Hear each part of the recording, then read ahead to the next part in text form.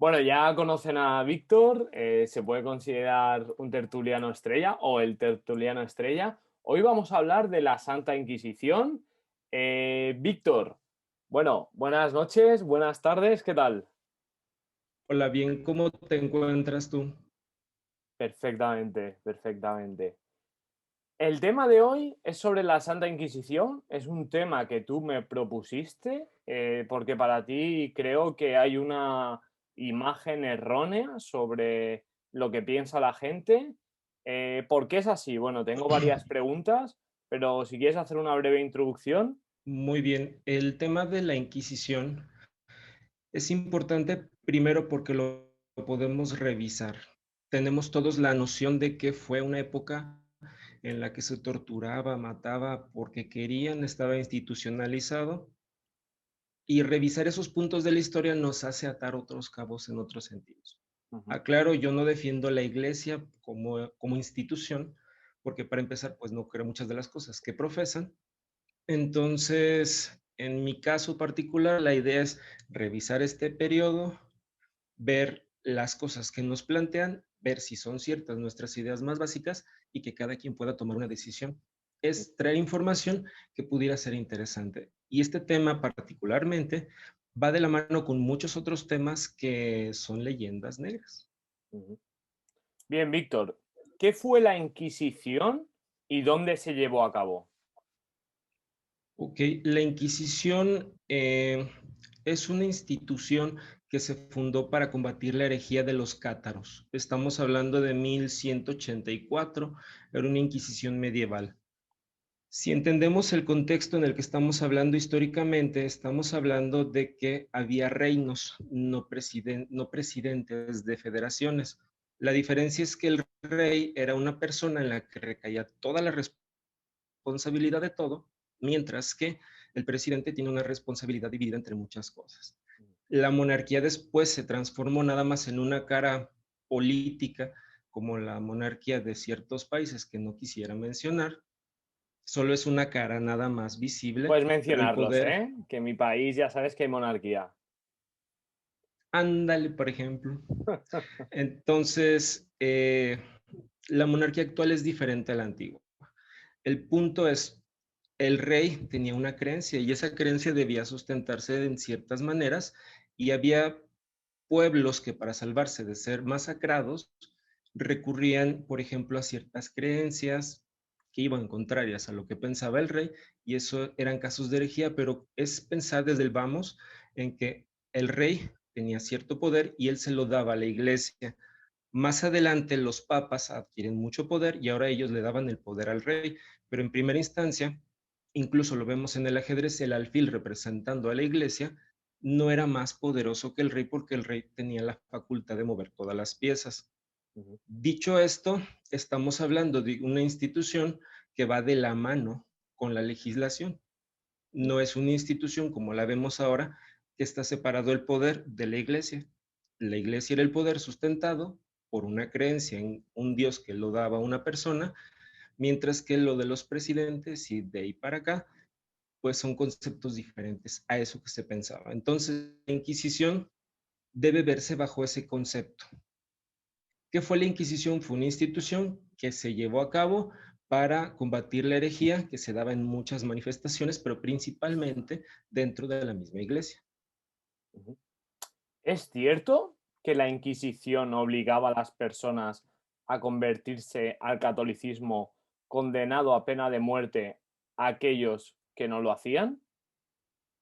La realidad es que la Inquisición se daba para los ya creyentes, no obligaban a convertirse a las personas.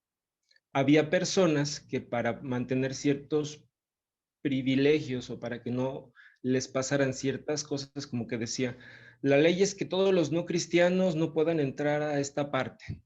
Entonces se hacían pasar por cristianos profesando otras cosas y dentro de los cultos religiosos empezaban a meter ideas diferentes a lo que se enseñaba en el mismo culto. Entonces, si el culto venía de la mano del rey, esa era una herejía en el más práctico sentido. Lo que ocurre es que no se les obligaba a las personas, pero los que sí estaban católicos, pues los que sí aceptaban eso como su jurisprudencia, perdón, por su religión, y si estaban bajo la monarquía que tenía esa creencia, entonces se hacía una pena fuerte. Ujú. No sé si vamos bien por ese aspecto. Sí, sí, entiendo, entiendo perfectamente. Víctor, hemos visto varios museos de la Inquisición donde se ven torturas como la Dama de Hierro, el aplastapulgares o la sierra. ¿Por qué utilizaba la Inquisición estas torturas? Muy bien. Para empezar, no utilizaban esas torturas. La dama de hierro jamás la utilizó. El aplastapulgares no, ni la sierra tampoco. La gran mayoría de los instrumentos que se muestran en esas casas de la Inquisición eran usados en cárceles comunes o simplemente no eran usados. La iglesia tenía una norma que era no sangrar a la víctima, no dejar daños permanentes, sino amputar partes. Y muchas de esas torturas dañan partes que ya no se pueden recuperar, derraman sangre. Entonces solo había la tortura de la garrocha, que los levantaban, lamentable, pero era una de las tres que había, la tortura de agua y el cordel, que podría en algunos casos similar al potro, pero en un momento la misma iglesia canceló el potro. Todas las cárceles de ese entonces, todas las cárceles medievales hacían castigos corporales. La que menos hacía castigos corporales era la Inquisición. Había presos que preferían ir a la Inquisición que tener que afrontar la cárcel. Las cárceles de la Inquisición eran las más avanzadas, era el único juzgado que te obligaba para hacer una denuncia, que fueras persona de probidad, dos personas de probidad, se castigaba falsas denuncias. Era un juzgado en forma completo que incluso llevaban a algún familiar y a un médico para que no se sobrepasara el verdugo. Eso no ocurría en las cárceles normales. Pero cuando lo sacamos de su contexto y dejamos que hacían castigos corporales, cuando en nuestro momento histórico ya no se ocupan, se queda la idea de que era una institución terrible que hacía un montón de atrocidades, cuando tampoco es cierto.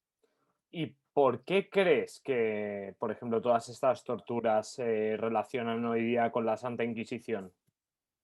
Porque han estado tratando de, con el afán de tirarle a la iglesia, que insisto, yo no la defiendo, pero no a la iglesia como institución como tal la católica, sino la idea de que hay una posibilidad de que hay una religión buena, que piensen todo lo que pensaba de los conceptos del rey, que era familia. Si vemos las historias románticas de las películas en las que los tres mosqueteros daban su vida por el rey, era un concepto romántico que nosotros hemos sacado del contexto.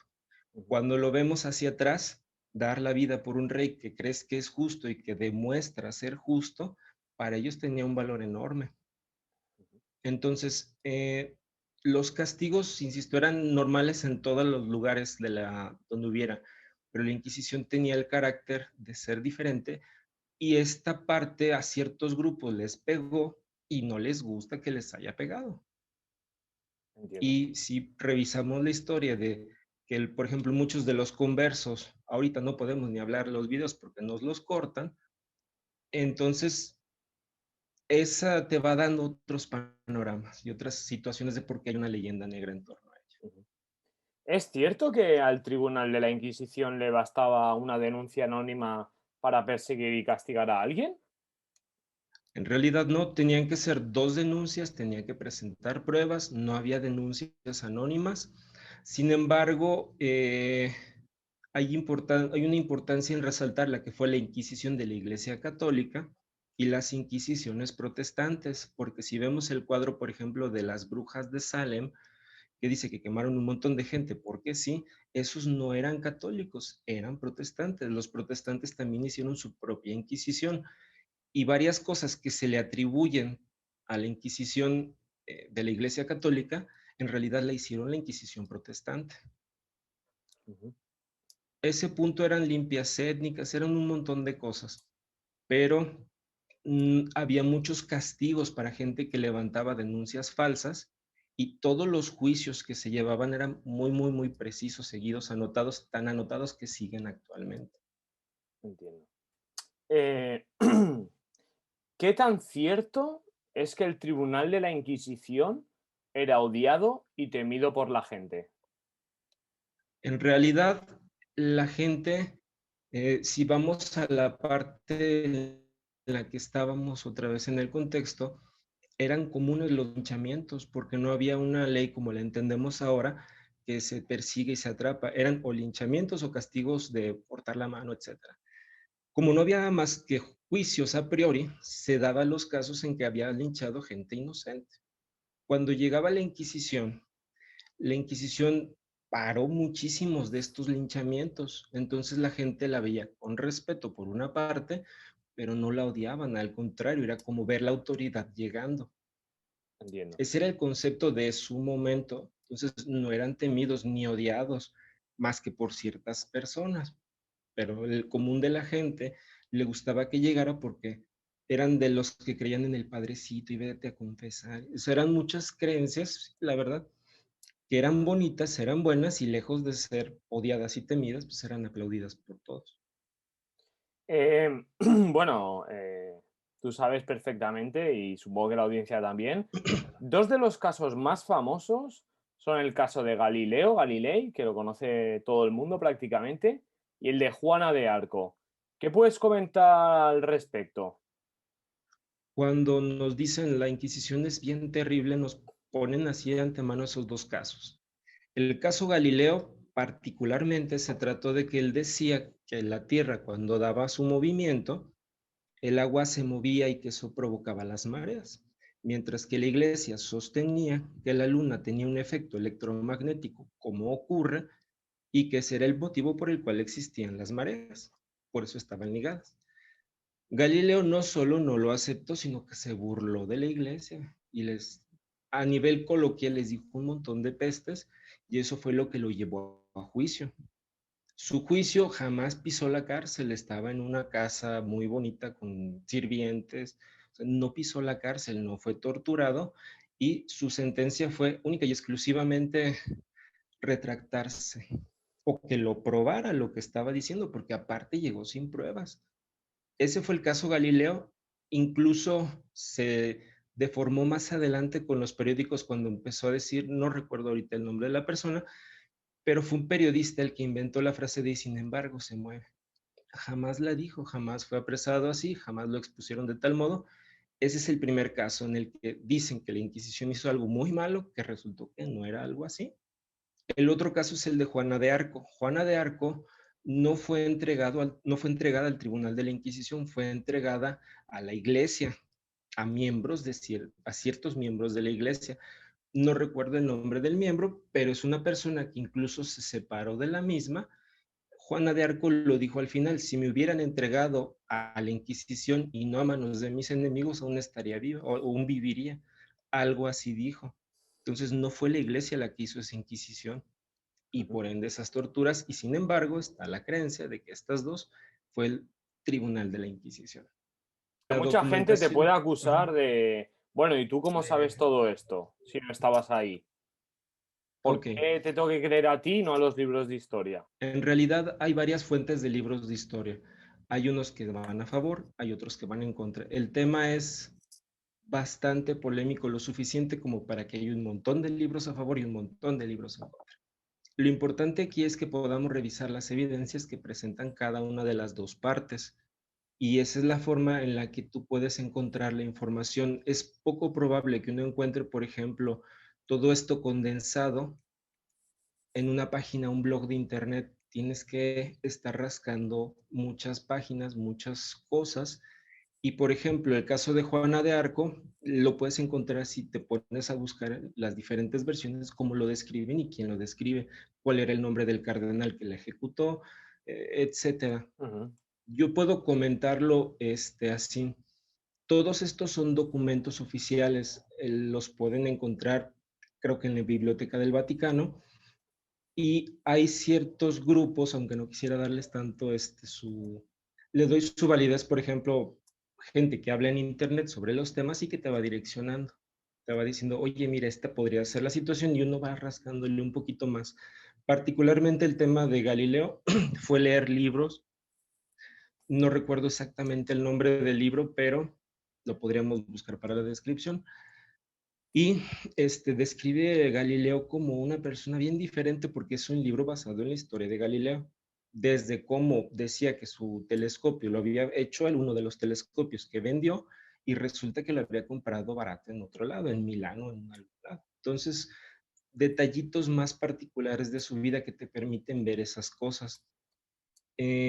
Yo digo, no me creas porque como dices, no se trata de creer, se trata de plantearte que podría haber otra realidad que no estamos viendo, como lo mencionas, y por otra parte, que le busques porque ahorita en Internet lo encuentras todo, cada vez menos por todas las censuras, pero aún se encuentra un montón de documentos que hablan precisamente de los juicios de la Inquisición y los encuentras a 3 clics. Si yo planteo uno solo y digo, es el padre Antonio Caponeto en su plática tal, me resultará que, pues es que le está creyendo él. No, en realidad es un montón de referencias que debemos buscar de manera independiente. Podrían apoyarnos ciertos libros, Ujú. pero si quisiéramos hacerlo, tendríamos que ver los casos directamente para poder documentar que efectivamente se llevó cierto tipo de procedimiento que es constatable y por otra parte, ver qué se ha dicho sobre otros procedimientos. Todo esto,